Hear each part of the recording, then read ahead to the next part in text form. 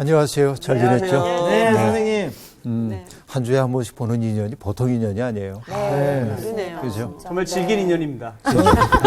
저는 지난주에 못 뵈가지고 너무 슬펐어요. 그렇죠. 네. 네. 좀 티났나? 정규가 슬퍼지면 눈이 작아지더라고요. 때겐 속이려고 그럴 때 눈이 작아지고 그러는데. 네. 근데 태생이 눈이 작아서. 그 옛날에 각설이 타령이라는 거 들어보셨어요? 네. 얼씨구. 많이 하고 다녔습니다. 그죠? 품바 타령. 네네네. 그건 뭐 일자나 한자나 들고나 보니.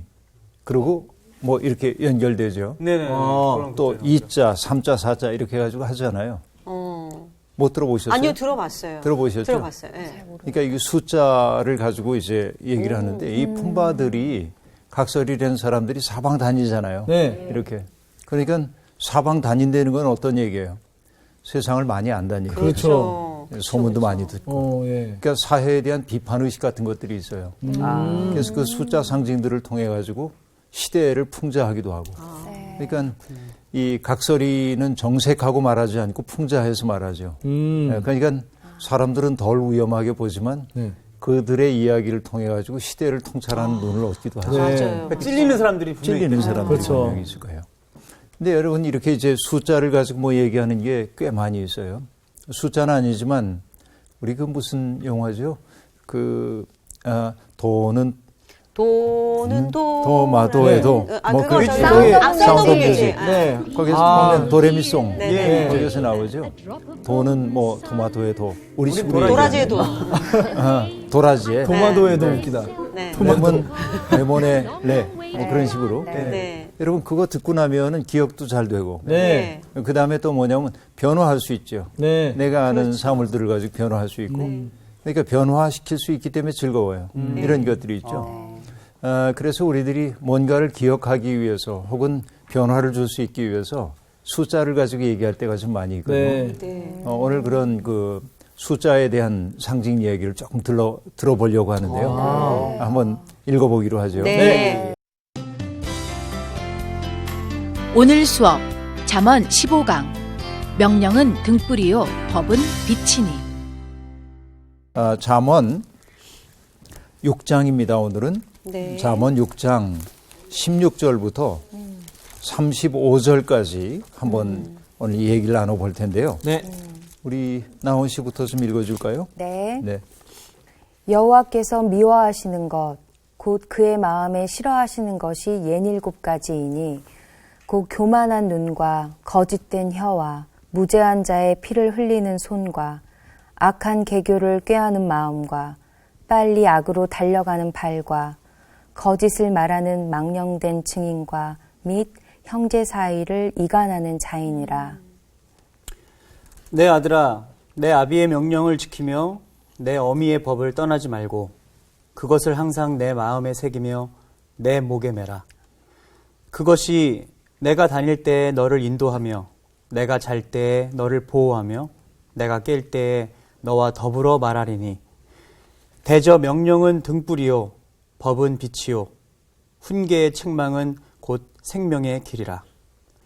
이것이 너를 지켜 악한 여인에게 이방 여인의 혀로 호리는 말에 빠지지 않게 하리라. 내 마음에 그의 아름다움을 탐하지 말며 그 눈꺼풀에 홀리지 말라. 음료로 말미암아 사람이 한 조각 떡만 남게 됨이며 음란한 여인은 귀한 생명을 사냥함이니라.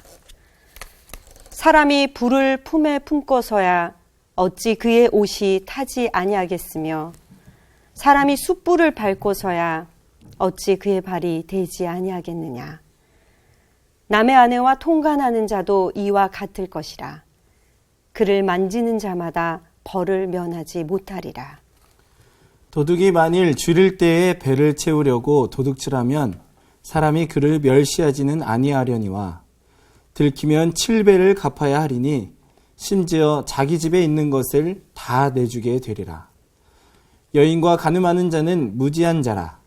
이것을 행하는 자는 자기의 영혼을 망하게 하며 상함과 능욕을 받고 부끄러움을 씻을 수 없게 되나니 남편이 투기로 분노하여 원수 갚는 날에 용서하지 아니하고 어떤 보상도 받지 아니하며 많은 선물을 줄지라도 듣지 아니하리라.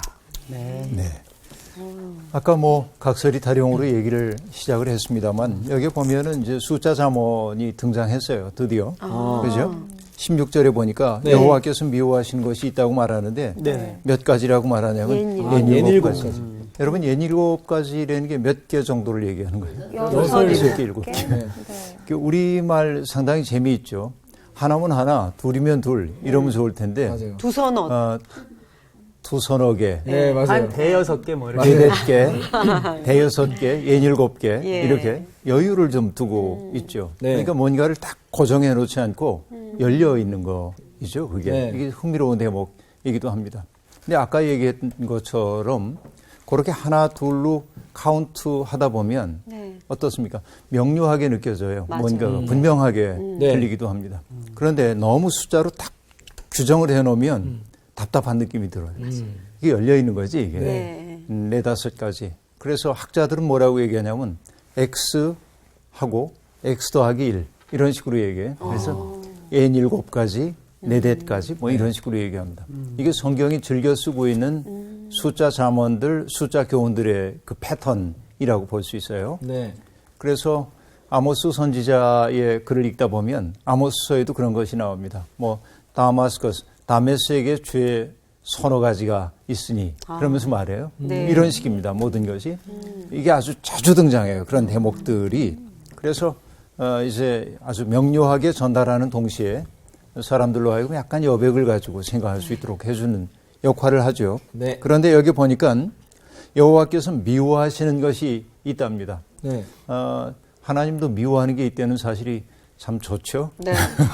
왜냐하면 좀 안심이 돼요. 네. 동일함. 왜냐하면 우리도 뭐 마음으로는 다 사랑하고 살고 싶지만 때때로 미워지는 사람도 있거든. 맞아요. 네. 안 그래요? 있어요. 여러분들이 너무나 성스러운 사람에서 미운 사람 없습니까? 미운 사람 있어요. 그죠? 네. 가급적 미워하지 않으려고 하지만 그럼요. 때때로 미워지는 사람들이 있어요. 네. 그러니까 하나님이 누군가를 미워하신다니까 고마워. 왠지 가깝게 더 느껴져요. 가깝게 느껴져요. 네네. 친밀하게. 근데 여기서 미워하다라고 하는 단어는 원래는 역겨워하다입니다.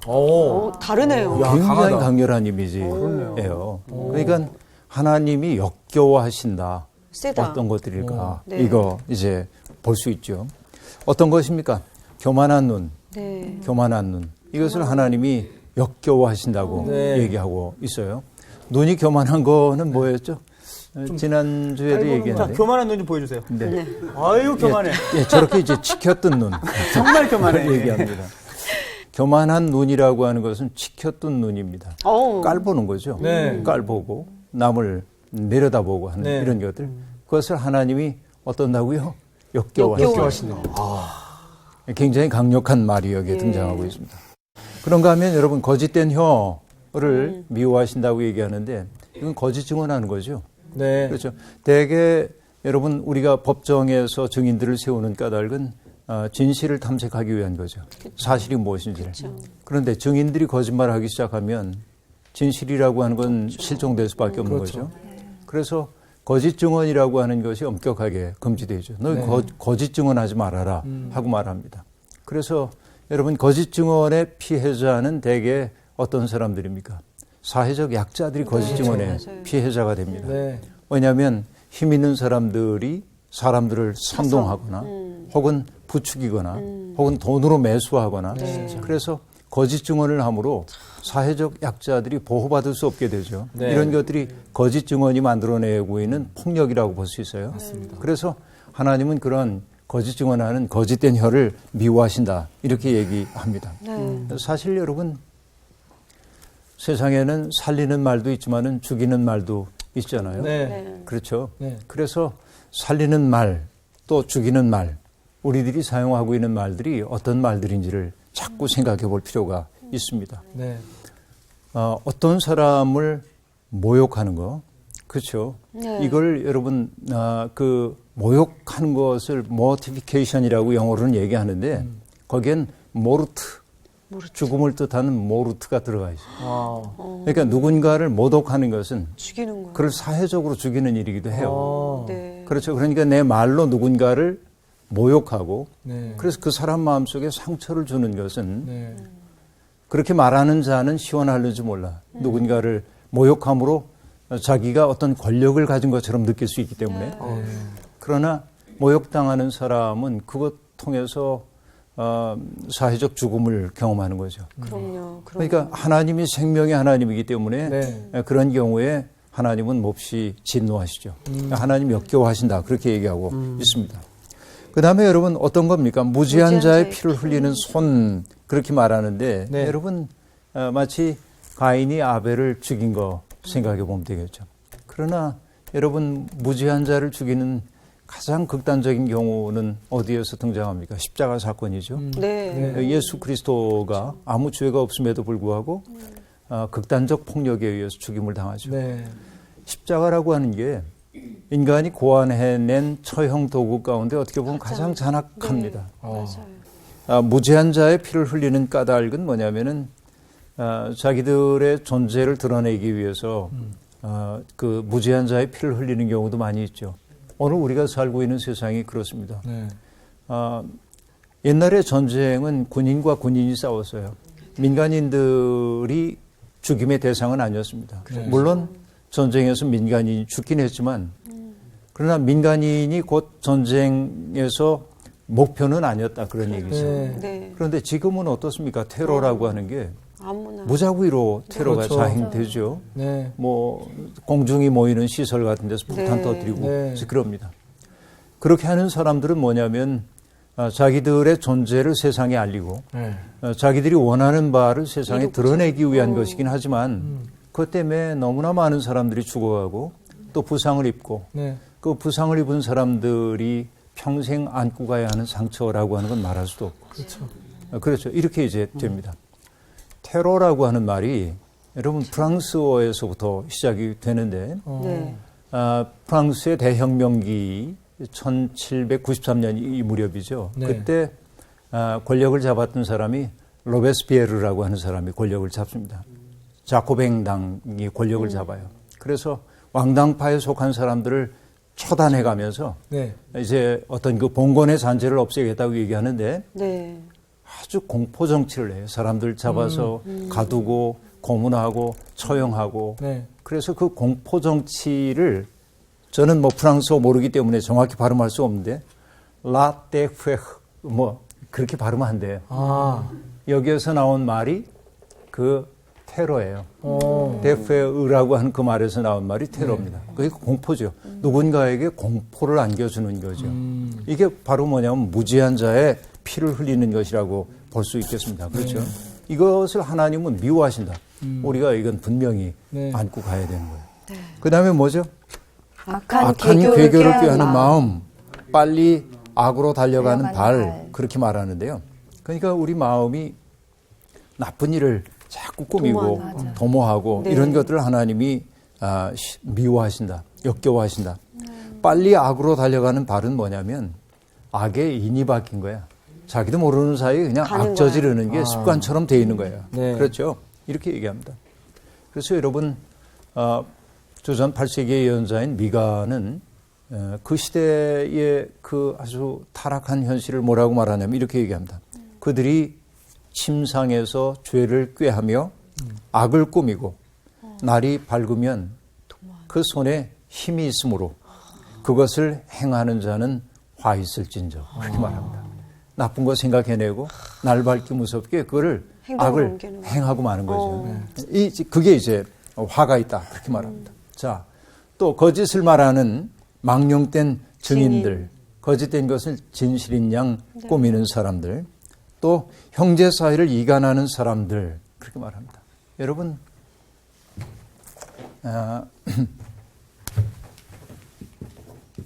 형제 사이를 이간하는.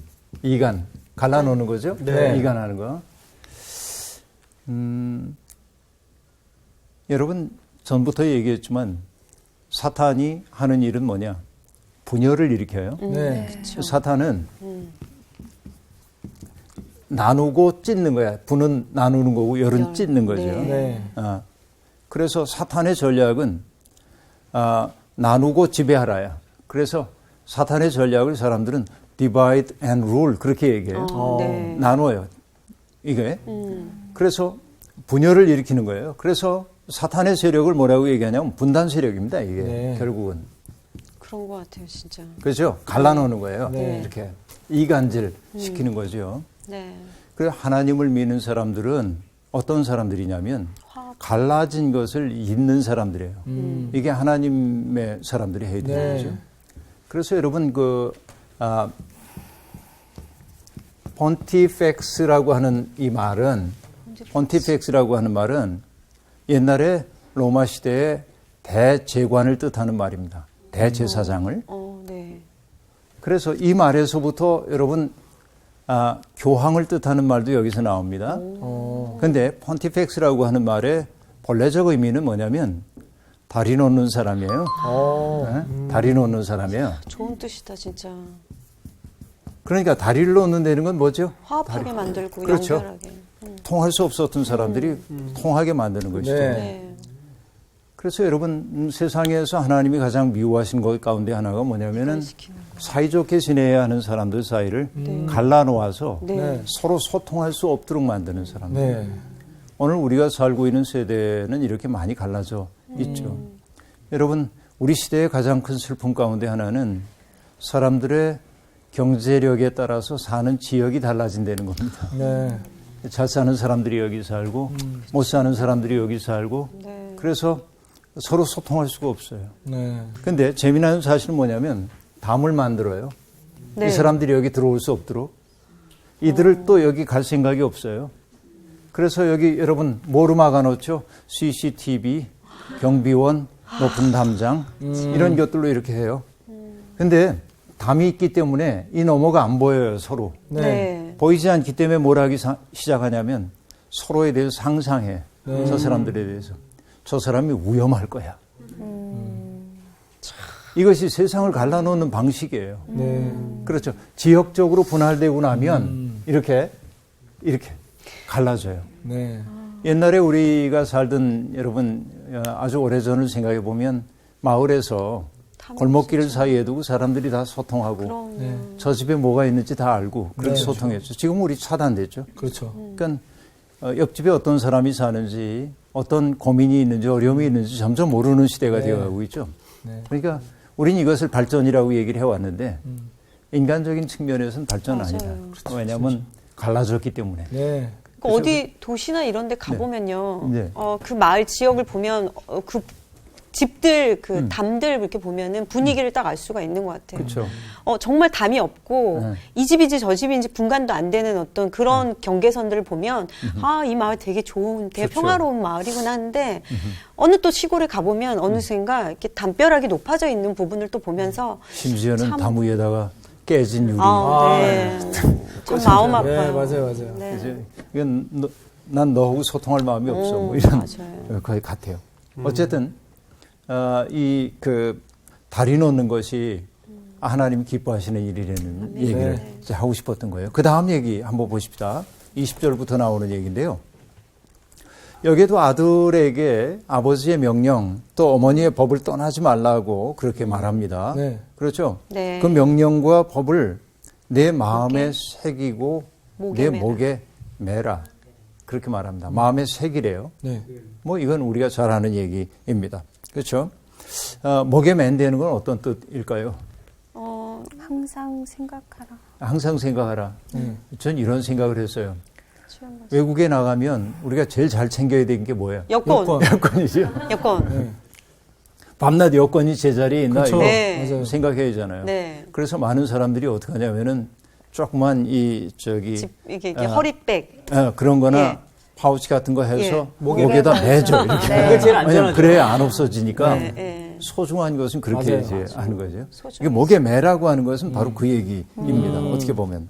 가장 소중한 것은 가장 가까운 것을 품어야 한다는 거죠. 네. 그러니까 여러분 부모를 통해 우리에게 전달되고 있는 명령 혹은 가르침 그것을 목에 매.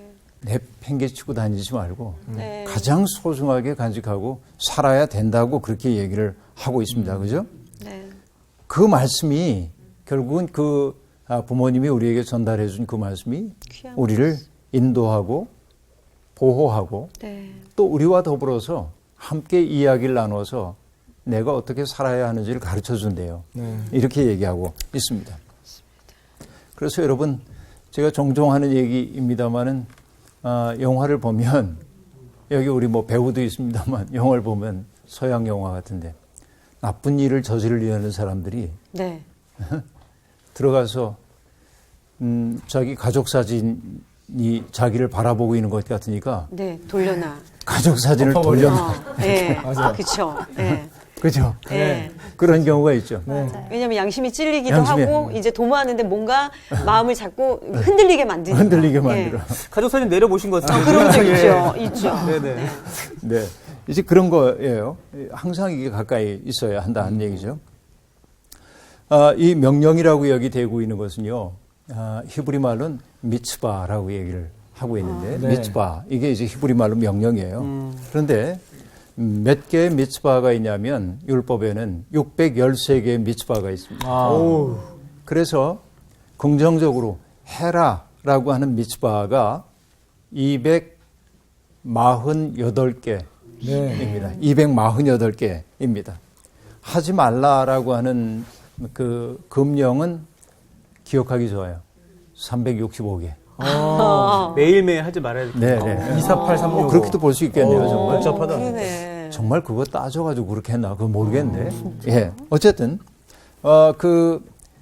무엇을 해라라고 하는 미츠바는 미츠보트 아세라고 얘기하고 하지 말라는 금령은 미츠보트 로 타세라고 얘기하고 있는데 네. 뭐 그게 중요한 게 아니고 어쨌든 해라와 하지 말라로 돼 있죠. 네. 그것을 붙들고 살아야 된다는 거예요. 그렇죠. 할 것과 하지 말아야 될 것을 분별할 수 있어야 네. 삶이 든든해진다. 또 훈계의 책망을 받아들여야 한다고 얘기하고 있습니다. 여러분 여기에서 훈계라고 하는 게 디시플린 그렇게 얘기하고 있는데 이건 뭐죠? 훈련하는 거예요. 우리를. 그렇죠? 나를 훈련하는 거예요. 네. 제자를 뜻할 때 disciple이라고 얘기하는데 네. disciple 거기에서 나온 얘기죠. 훈련 받는 거예요. 예. 그렇죠. 나를 이제 자꾸 닫고 훈련을 받아야 하는 거죠. 그러니까 내가 하나님의 뜻대로 살기 위해서는 삶의 지향이 분명해야 돼. 네. 그리고 여러분 중요한 것은 뭐냐면 우리가 안개가 낀 산에서 아주 위험한 산에 갈 때 우리가 의지하는 건 뭐죠? 옆에 있는 로프를 잡고 가야 되죠. 네. 이렇게 부모로부터 전래되어 있는 그 미츠바들이 우리를 안전하게 안내해 주는 거죠. 그거 붙들고 가야 한다 하는 얘기입니다. 그렇죠? 그래서 뭐라고 얘기하냐면 내가 그것들을 소중히 여길 때 그것이 너를 지켜서 악한 여인에게 이방 여인의 혀로 후리는 말에 빠지지 않게 하리라 그렇게 말합니다. 여러분 사람은 자칫하면 유혹자에게 넘어갈 수 있어요. 네. 어떤 사람 다 그렇다고 볼 수 있어요. 그런데 여러분 여기에 악한 여인이 어떻게 유혹한다고 얘기하냐면 25절을 직역하면요. 여기 25절이 어떻게 되어 있어요? 음료로 내 마음에 그의 아름다움을 탐하지 말며 그 눈꺼풀에 홀리지 말라 이렇게 되어 있죠. 네. 눈꺼풀에 홀리지 말라고 얘기하고 있는데 네. 혀로 홀리는 말에도 넘어가지 말고 눈꺼풀에 어떻게 홀리는 거예요? 약간 여자들이 이렇게 섹시한 눈빛 했을 때 그런 이런 거 그런 있잖아요. 이렇게. 이렇게 그런 거 깜빡깜빡하는 거. 이렇게 하면 홀려요? 어. 이렇게 하면 홀려요? 자기가 홀릴 것 같아. 내가 어지러운데. 약간 그런 건가요? 야 유혹하는 어떤 그 약간 이렇게 윙크하는 뭐 이런 거 그런 거 아닐까요? 나 잘 모르겠는데 네, 원래 이 보면 네. 어떻게 되어 있냐면 그 여자가 자기의 속눈썹들로 너를 붙잡지 않게 하라. 맞아요. 지금 한 거 맞아요. 이렇게 파르르 이렇게 그런 떠는 거죠. 거 약간. 근데 여러분 톨스토이의 소설 안나 카레니나라고 하는 소설이 있어요. 거기에 보면은 뭐 상페테르부르크에 살고 있었던 안나가 오빠 집에 가정사회 문제를 해결해주기 위해서 기차를 타고 모스크바에 내립니다. 네. 근데 거기에 마침 이제 귀족 청년인 브론스키라고 하는 청년이 있는데 둘이 눈이 마주쳐요. 이렇게 여기에서 사건이 벌어져요. 네. 근데 그 대목에서 브론스키가 왜 매혹을 느끼냐면 네. 짙은 속눈썹 때문에 강하게 빛나는 잿빛 눈이 사뭇 친근하게 그의 눈을 주시했다. 이렇게 얘기해. 속눈썹 얘기. 네. 홀리게 되네요. 홀리죠. 그 여인이 혀로 홀리는 말에 빠지지도 말라고 얘기하고 아름다움 탐하지도 말고 그 눈꺼풀에 홀리지도 말아라. 네. 그 여인에게 그렇게 홀려서는 안 된다 하고 말합니다. 아름다움을 탐한다는 건 어떤 거죠? 아름다움을 탐하다. 수술하는 거 아니에요? 아니, 이 시대에는 수술이 아예 없었잖아요. 없었죠. 내 마음에 이때 그의 분장 같은 게 아름다움을 변장이 있었겠지. 아니 그러니까 아름다움을 탐한다는 게 어떤 거예요? 여러분 보면 아름다운 거 보고 싫어하는 사람 누가 그래, 있겠어요? 다 예쁜 그렇죠. 거 좋아하잖아. 예쁜 거 다 이쁜 좋아해요. 거 갖고 싶어 하고. 그래. 예쁨은 내 거로 만들려고 하는 여러분 옛날에 이제 어떤 그 인질범이 그랬잖아요. 네. 유전무죄, 무전유죄. 무전유죄 그렇게 네. 외쳤는데 요즘은 그게 바뀌었다며. 예쁘면 무죄. 이게 이상한 시대. 참 정말 외모지상주의를 그런 받네요. 시대, 외모지상주의 시대입니다. 여러분 여기서 얘기하고 있는 아름다움은요 관능적 아름다움입니다. 한마디를 더 넣으면 돼요. 네. 관능적 아름다움을 탐하는 순간 네. 그의 영혼이 소홀로 기울어지기 시작합니다. 그렇게 얘기합니다. 이거는 이제 분명해요. 우리의 삶 속에서. 네. 그 관능적 아름다움이 내 마음을 확고히 사로잡는 순간 네. 그는 어떻게 보면 덫에 걸린 짐승과 같은지도 몰라요. 벗어나기가 매우 어려워요. 네. 그래서 여러분 아름다움 그 자체를 절대 가치로 여기고 있는 문예사조를 탐미주의라고 얘기하죠. 이때 탐미주의, 탐자는 좀 다른 탐자이긴 하지만 네. 네. 그러니까 그 아름다움 그 자체에 빠져드는 거죠. 그래서 관능적 아름다움이 너를 사로잡지 못하도록 해라. 네. 그 눈에 홀리기 시작하는 순간, 맞아요. 그 달콤한 혀에 홀리기 시작하는 순간 네. 내 생명은 수월로 기울어져 있다. 이렇게 얘기하고 있습니다. 그리고 여러분 26절이 굉장히 재밌는 말을 하고 있어요. 음료로 말미암아 사람이 한 조각 떡만 남게 됨이며 이거 무슨 얘기죠? 이거 지금 꽃뱀한테 걸리면 다 끝장이거든요.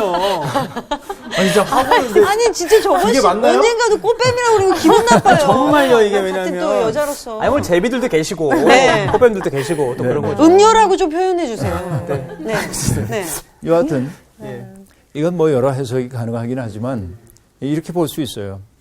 내가 가지고 있는 마지막 빵 한 조각조차 네. 음료에게 뺏긴다. 넘어간다는 거예요. 그러니까 모든 그거죠. 걸 뺏긴다는 그렇죠, 거 그렇죠, 아니에요? 그렇죠. 자기의 모든 소유를 다 뺏긴다 이거죠. 네, 네. 한번 심지어 홀리면 왜 웃으세요? 아니, 자꾸 꽃뱀이 생각나고 지금. 기분 나쁘네요. 네. 근데 여기서 얘기하고 있는 음란한 여인은요. 음녀. 네. 그 음녀는 결혼한 여자입니다. 불륜이네요. 예, 결혼한 여자예요. 아. 나쁜 사람. 그러니까 유부녀예요, 일종의. 그러니까 그 유부녀들이 그렇게 사람들을 아주 망가뜨리게 된다는 얘기죠. 그래서 여기 뭐라고 얘기를 하냐면 여러분 그 여인이 귀한 생명을 사냥한다. 그렇게 말했고요. 사람이 불을 품에 품고서 어찌 그의 옷이 타지 아니하겠느냐. 네. 사람이 숯불을 밟고서 어찌 그의 발이 되지 아니하겠느냐. 네. 여러분 부정한 관계가 빚어내고 있는 화. 그 결과를 은유적으로 여기 표현하고 있는 네. 거죠. 그렇죠. 불을 품으면 옷 탈 수밖에 없죠. 네. 숯불 위에 서면은 발 되게 마련이죠. 네. 그런데 여러분 여기에 발이라고 하는 것은요. 발은 성경에서 자주 남성의 기관을 뜻할 때가 많습니다. 그래요. 이게 그런 거예요. 이게 성경에서는 자주 그렇게 사용돼요. 발이라고 하는 것이 그런 얘기입니다. 그러니까 여러분 여기에 또 뭐냐면은 그 숯불을 밟는다 또 불을 품는 사람 그렇게 말했죠. 불을 품는다. 여러분 그 히브리어로 보면 사람이 이쉬인데 불이라고 하는 것은 애쉬예요. 음성학적으로 유사하죠. 이 둘이. 네. 그러니까 언어놀이를 지금 하고 있어요. 불을 품는 사람은 망하는 거야 이게. 언어놀이를 통해서 기억하기 좋게 해주고 있습니다. 네. 굳이 하나님이 심판하시지 않는다고 해도 여러분 그 은밀한 죄 속에 이미 심판이 배태되어 있다고 그렇게 이야기를 하고 있는 것이죠. 네. 그 다음에 볼까요? 여기 말하고 있어요. 네. 도둑이 만일 줄일 때에 배를 채우려고 도둑질하면 사람이 그를 멸시하지는 아니하려니와 네. 이렇게 말합니다. 여러분 어떤 사람이 배가 고파서 도둑질을 합니다. 그런데 안 들키면 다행인가요? 여러분, 일전에 제가 그런 걸 본 적이 있어요. 텔레비전에 나온 건데 봉제 공장을 운영하고 있는 어떤 분이 네. 본인의 집이 없어요. 근데 돈을 버는데도 집이 없어요. 왜 그런가 했더니 버는 돈 가지고 노인들과 노숙자들을 위해 밥을 제공하는 거예요. 이야. 매일 점심을 제공을 해요. 이분이. 우와. 대단한 분이네요. 근데 이분이 이제 그 많이 배우지 못한 분이고 시골에서 어린 시절에 배고파서 상경을 합니다. 네. 서울에 올라왔는데 아무도 걷어주는 사람이 없으니까 배가 고팠어요. 며칠 굶고 나니까 너무 배고파서 네. 찐빵을 파는 집에 가가지고 찐빵 하나를 손에 쥐고 입에 집어넣었어요. 아이고. 그때 주인이 나와가지고 때리면서 빵을 뺏었어요. 아이고. 그리고 심지어 어떻게 했냐면 입을 이렇게 쥐고 입 안에 든 빵까지. 아이고, 이런. 이게 너무 큰 서러움이었던 거예요. 그래서 이분이 이제 작정한 게 뭐냐면은 나는 배고픈 서름 없는 배고픈 서름을 겪고 있는 사람들을 좀 도와야겠다. 그래가지고 버는 거 가지고 이분이 사는 집을 카메라가 따라갔는데 아주 허름해요. 이게 돈을 못 벌어서가 아니지. 누군가를 돕기 위해서 그렇게 사는 거죠, 이분이. 마음속에 감동이 있죠. 배고픈 서름 이런 네. 것들이 있잖아요. 근데 여기에 도둑이 굶주릴 때 배를 채우려고 도둑질하면 사람들이 멸시하지는 않지. 오죽하면. 네. 그렇죠. 그러나 들키면 7배나 갚아야 하리라. 그렇게 말합니다. 어쩌면 가진 거 다 줘야 하는지도 모른다. 그렇죠. 배고픔이 동기인 경우에 그렇다 하는 얘기죠. 네. 사실 여러분 우리가 도둑질해서 7배를 갚아야 한다는 규정은 별로 안 나옵니다. 출애굽기에 보면은 도둑질의 상황에 따라서 2배, 4배, 5배의 배상을 말하긴 하는데 네. 7배를 갚아야 한다는 거는 정상적인 경우는 아니에요. 그러니까 7배를 얘기하는 건 뭐냐면 철저한 배상을 얘기하는 거죠. 그러니까 이런 행위 하면 안 된다 하는 얘기를 이제 하는 거이죠. 네. 근데 여러분, 우리는 알죠? 금방 제가 얘기했던 그런 경우도 있지만은 문학으로 얘기하자면 빅토르 위고의 레 미제러블. 아, 네. 그렇죠? 레 미제러블. 네. 이게 비참한 사람들 얘기죠. 거기에 나오는 게 누구예요? 장발장. 네. 우리가 얘기한 장발장이죠. 그렇죠. 정말로 배고파가지고선 빵 하나 훔쳤는데 네. 그것 때문에 복역하게 되고 나중에 쫓기고 이런 경우를 우리에게 보여주고 있어요. 세상은 이렇게 무정하죠. 네. 어떻게 보면. 이제 이런 경우와 연결을 좀 해볼 수 있겠는데요. 그런데 어쨌든 도둑은 멸시당하진 않아. 자기의 것을 빼앗기긴 해도. 그러니까 도둑질 했다고 해가지고 배고픈 도둑질입니다. 사회적으로 매장되지는 않는다. 그런 네. 얘기죠. 그 사람이. 네. 얼마나 배고팠으면 우리 그렇게 생각할 수 있죠. 그러나 도둑질 얘기를 하는 까닭이 뭐냐면 그 다음 얘기와 대조하기 위해서입니다. 여인과 간음하는 자는 무지한 자라. 자, 도둑질과 간음이 여기에 대조되고 있는 거예요. 그렇죠. 무지한 자라 하고 얘기하고 있습니다. 여기 무지하다라고 하는 말은 지각이 없다고 하는 말이에요. 네. 그렇죠. 네. 지각이 없다고 하는 말은 뭘까요? 재밌습니다. 마음이 결핍되었어. 이게 재미있는 대목입니다. 지각이 없다가 마음이 결핍된 거예요? 지각이 없어.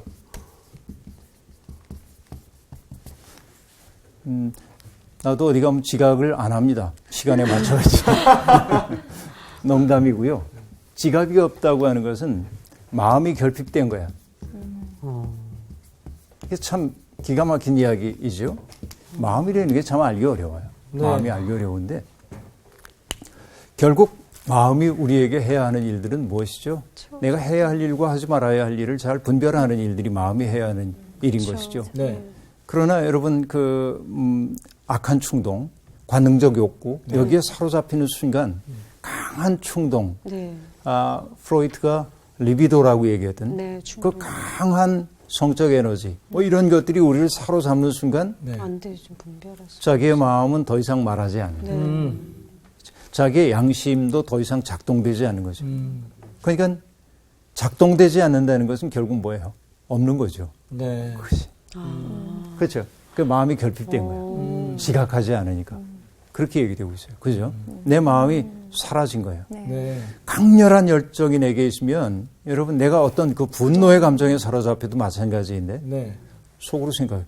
내 이러면 안 되지. 내가 왜 이 정도로 흥분하지? 그런데 통제가 잘 안 되는 네. 그런 경우들이 있죠. 네. 여기 이제 그런 거예요. 여인과 간음하는 자는 무지한 자다. 그렇게 말합니다. 왜 무지하냐? 왜 마음이 그 결핍되었냐?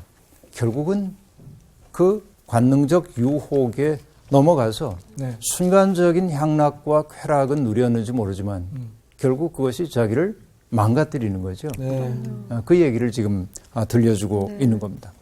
어떻게 망가뜨립니까? 이렇게 얘기하고 있습니다. 이것을 행하는 자는 자기의 영혼을 망하게 하며 상함과 능욕을 받고 부끄러움을 씻을 수 없게 된다 합니다. 남편이 투기로 분노하여 원수 갚는 날에 용서하지 아니하고 어떤 보상도 받지 아니하며 많은 선물 줄지라도 받지 않을 거다. 이렇게 말합니다. 매를 맞고 치욕을 경험하고 수치가 지워지지 않는 거죠. 근데 결국은 뭐냐면 여러분 이것은 사회적인 매장입니다. 네. 사회적으로 매장되는 거죠. 그 사람에 대해서. 여러분 상처가 났어 몸에. 네. 그러면 상처가 치유되기 위해서 딱지가 앉죠. 처음에 짓물라다 딱지가 앉아요. 조금씩. 네. 그럼 이게 빨리 떨어졌으면 좋겠는데 얘가 잘 안 떨어져. 떨어지죠. 그러면 어떡하죠? 이렇게 긁어가지고 조금씩 띄어내려고 그러죠. 다시 피나. 그러다가 또 피가 나요. 네. 그렇죠. 그러니까 김교신 선생님 얘기가 이 딱지가 떨어지는 것은 안에서 새살이 돋아나야 떨어지는 거지. 내가 바깥에서 뜯어서 되는 일은 아니에요. 그러니까 그런 강한 충동에 사로잡힌 사람들, 뭔가에 중독되어 있는 사람들은 여러분 그가 자기의 의지적인 노력으로 이거 끊지 못합니다. 이거 딱지 띄는 거 못합니다. 그래서 중요한 건 뭐냐면 내면 속에 뭔가가 차올라야 돼. 다른 열정이 그의 속에 있어야 돼. 신앙이 해야 하는 일은 이런 거예요. 그러니까 우리가 해야 하는 일은 뭐냐? 우리 곁에 있는 사람들 속에 든든함을 주는 그의 속이 허해지지 않도록 든든함을 주는 일이 우리에게 필요한 일들이죠. 그렇죠? 이런 삶을 우리가 살기 시작할 때 우리는 비로소 하나님이 미워하고 역겨워하는 일들로부터 거리를 두고 살 수가 있어요. 그렇죠? 우리의 소명은 분명합니다. 세상엔 분명히 그런 관능적 유혹에 관능적 아름다움에 넘어가고 있는 사람들이 많이 있습니다. 그렇죠?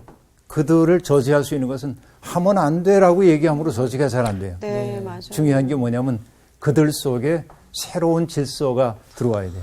그들 속에 새로운 내적 든든함이 생겨나야 되는 거죠.